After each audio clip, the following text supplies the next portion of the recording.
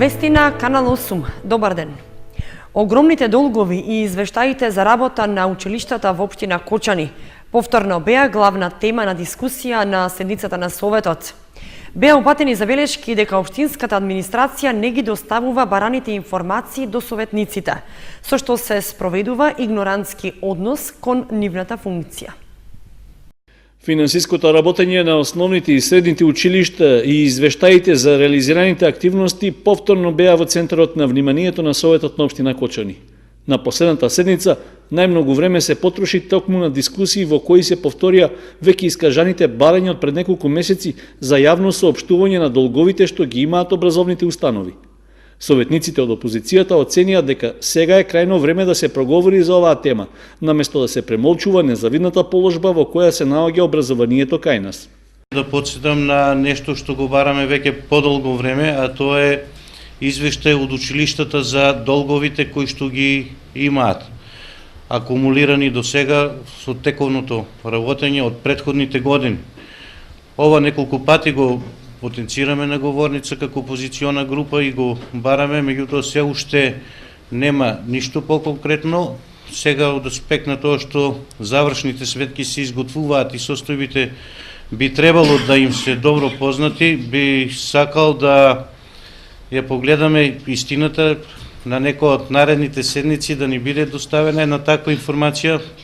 Освен за финансиските показатели, на седницата на Советот беше упатена забелешка за формата во која некои училишта ги доставили извештаите за работење, како и за изнесените податоци за дисциплината меѓу учениците и за иницијативата за преиспитување на воведеното сменско работење во одделенската настава. Дел од директорите веднаш проведоа анкета меѓу вработените што мислат за работата во смени. Ние ниту чувме, ниту видовме податоци што директорите ги доставија тука до одделението, дали не му одговарат на некој, тоа ќе треба само да нагаѓаме.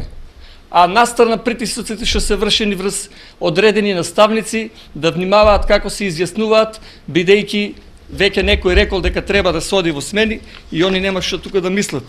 Епа председателе, мојата забелешка е за игнорантскиот однос на општинската администрација во врска со прашањата за кои што ние тука расправаме, донасаме одлуки, барања, ама изгледа ќе треба да дојдеме само да се подпишеме за паушалот што не следува и после да одеме на кафе. За тоа што никој не е сапе тука нас. Писмено веќе е одговорено и сите тие податоци ги има во правната служба. Ќе се надевам дека за следната седница ќе ви бидат писмено доставени. Советниците од опозицијата рекоа дека не се задоволни од одговорот и оценија дека мора да се промени односот на општинската администрација кон нив. Мислам дека ово е пораз за сите советници кои што седеме во овие клупи и лично сметам дека најбрзо треба да го сменете односот кон сите нас и малку посериозно за сите наши прашања и забелешки кои што ги имаме и се поставени од страна од оваа говорница, треба да бидат сериозно сватени и одговорени. Бидејќи јас побарав информација за долговите на училиштата и тоа на неколку седници го потенцирам. До ден денес немам добиено информација колкав е долгот на општинските основни и средни училишта. И долговите секојдневно се менуваат, значи за секој месец има различна бројка за долговите, а сето тоа го има нормално во финансии, каде што постојано се следат тековните состојби со образованието, односно со финансиите. Ветувањето дека на наредната седница советниците ќе добијат писмено известување за финансиската состојба на училиштата беше оценето како задоцната реакција, со барање да се направи вистинска стратегија како во иднина ќе се трошат парите на граѓаните наменети за образованието. Едно белење на неколку училници во село Тркање дава една грда слика за она што се сработило во образованието. Ќе се сложите.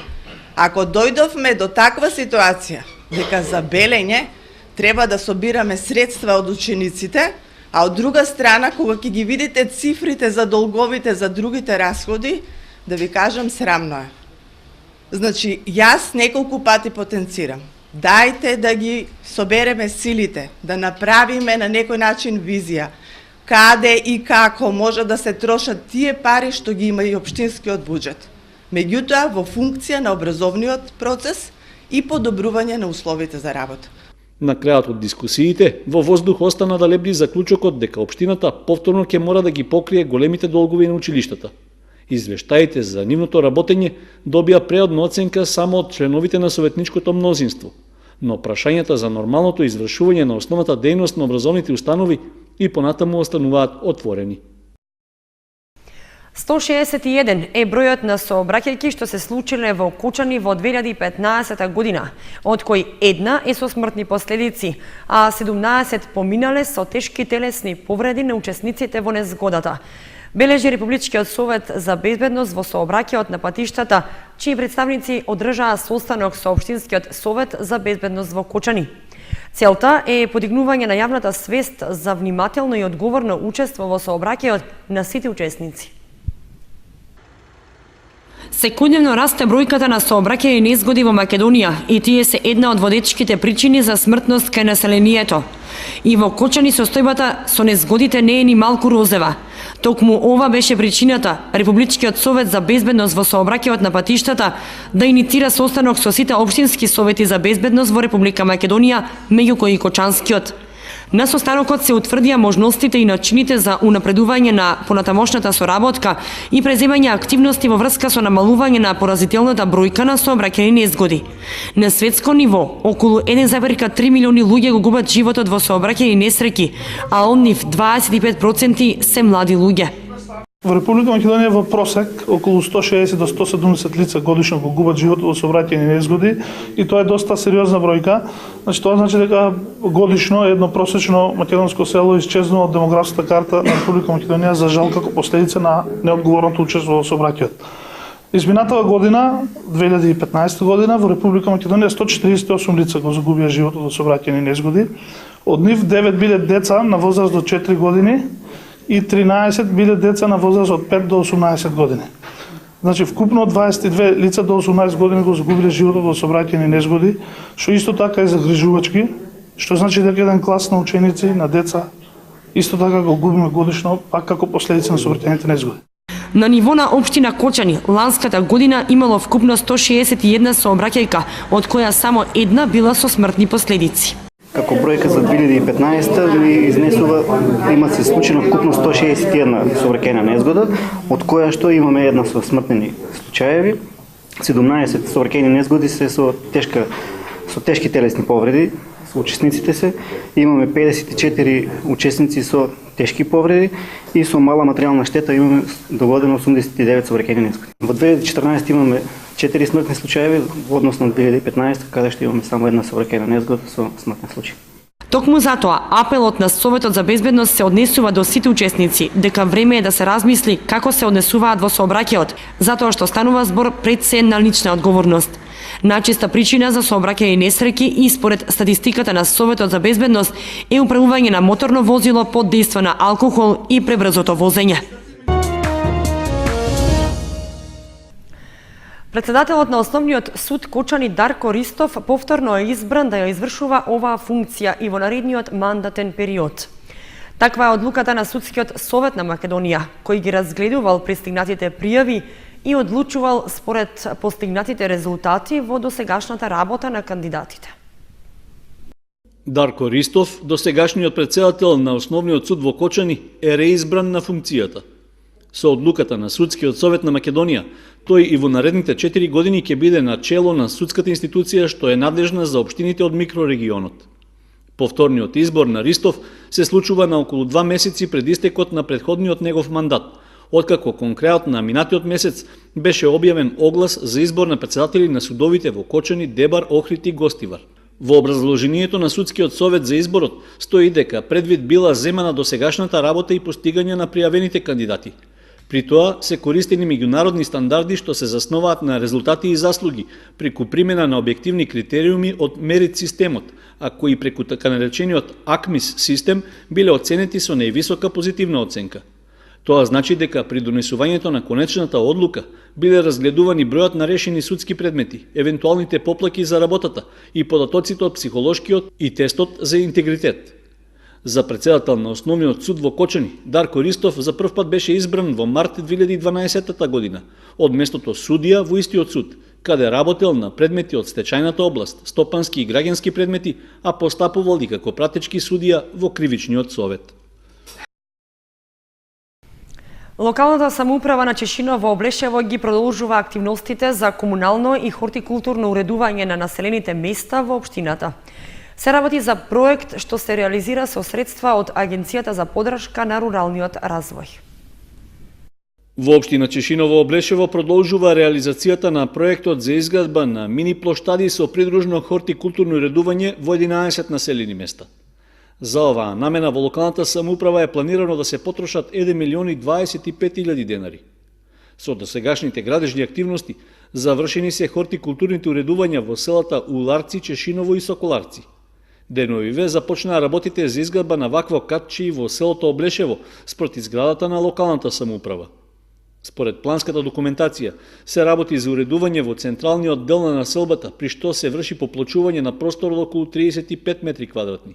Проектот предвидува просторот дополнително да биде уреден со зелена површина, а како придружна содржина на катчето ќе се постават и клупи, со што на местното население ќе му се обезбедат пријатни услови за дружење и минување на слободното време. Реализацијата на целиот проект е поддржана од Агенцијата за финансиска поддршка во земјоделството и руралниот развој, која ги обезбеди потребните финансиски средства. Со хортикултурното уредување во општината, освен овие 4, ќе бидат опфатени и населените места Спанчево, Бања, Жиганци, Бурилчево, Кучичино, Теранци и Чифлик.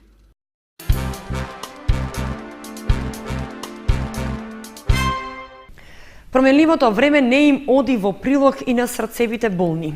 Големите температурни разлики предизвикуваат сериозен стрес за ваквите болни лица. Интернистите со препораки што треба да се превземе во вакви случаи. Големите разлики во температурата, посебно во месец февруари, предизвикаа многу последици и влошување на состојбата и симптоматологијата кај срцевите болни. Полни раце работа имале и екипите на итната медицинска помош, најчесто за висок крвен притисок и проблеми со срцето кај луѓето. Сведоци сме дека во последните денови имаме временските неприлики, не беа во прилог на таквите заболувања, со тоа што имавме големи температурни разлики, значи во февруари да имаме 20 степени, а 3 дена пред тоа да имаме минус 20, тоа се големи стресови за болните со кардиоваскуларни заболувања. Во таквите временски дискрепанци на температурните разлики, препорака кај пациентите даваме да не се излегува во време кога се во зимно време многу ниски температурите, како што го препорачуваме во летниот период во најтоплиот дел од денот да се одбегнува, така во зимскиот дел од денот да се одбегнуваат утринските прошетки и вечерните касни прошетки, а да прошетките се во текот на денот.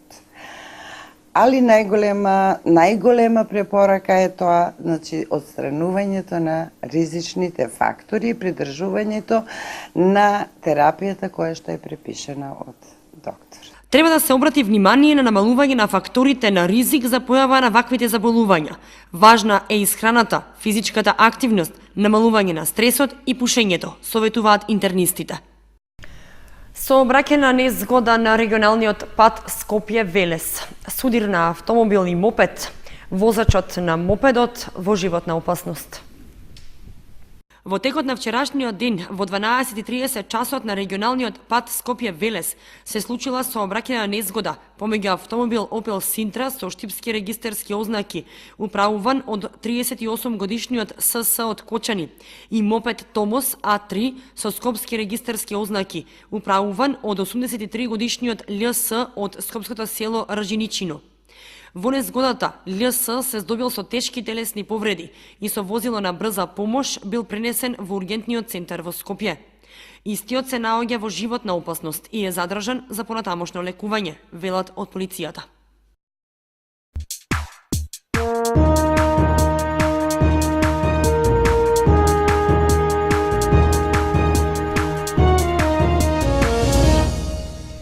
Следува информацијата од спортот.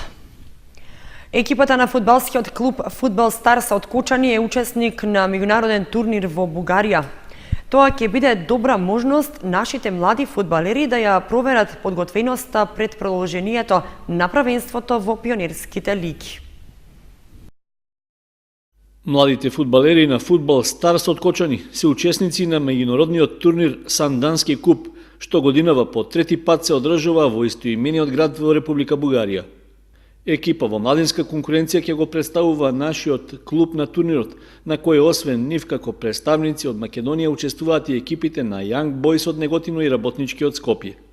Момчињата родени 2001 година до 28 февруари ќе се надпреваруваат на турнирот, на кој освен нашите учествуваат и екипи од Грција и Бугарија.